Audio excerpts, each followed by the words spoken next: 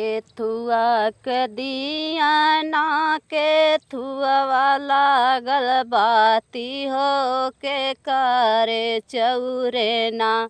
दिया ना जल सारी राती हो के करे चौरे ना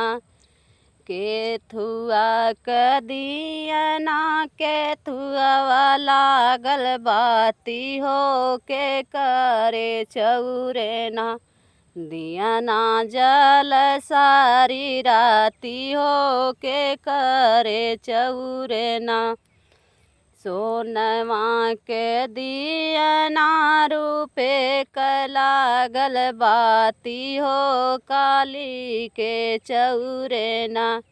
दिया ना जल सारी राती हो काली के चौरे ना दिया ना जल सारी राती हो काली के चौरे ना केथुआ के दिया ना केथुआ लागल बाती हो के करे चौरे ना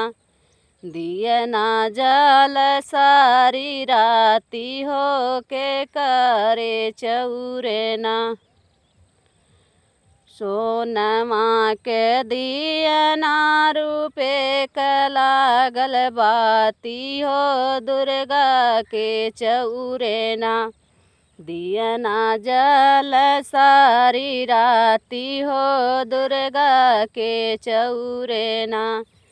केथुआ के दिया ना केथुआ लागल बाती हो के करे चौरे ना दिया ना जल सारी राती हो के करे चौरे ना सोनवा के दिया ना रूपे लागल बाती हो लक्ष्मी के चौरे ना दिया ना जल सारी राती हो लक्ष्मी के चौरे ना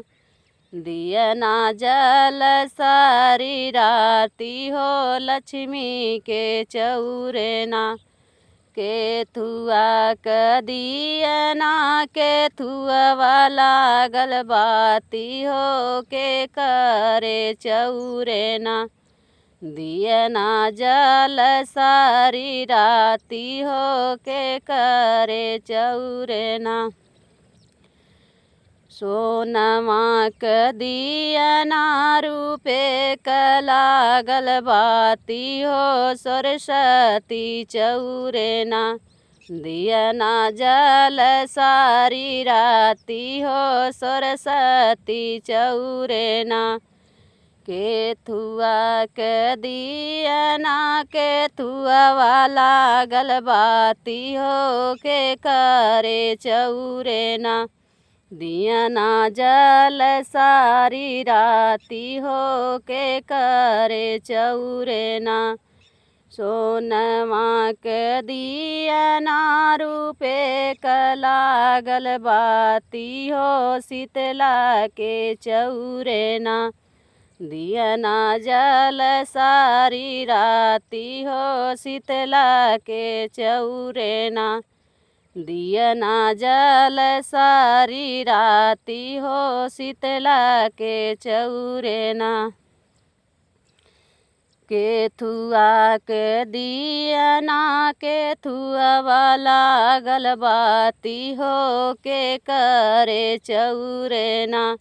दिया ना जल सारी राती हो के करे चौरे ना सोनमा के दिया ना रूपे लागल बाती हो नौ देवी द्वारे ना दिया ना जल सारी राती हो नौ देवी द्वारे ना केथुआ के दिया ना केथुआ लागल बाती हो के करे चौरे ना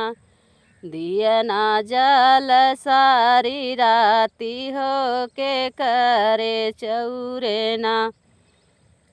दिया ना जल सारी राती हो के करे चौरे ना।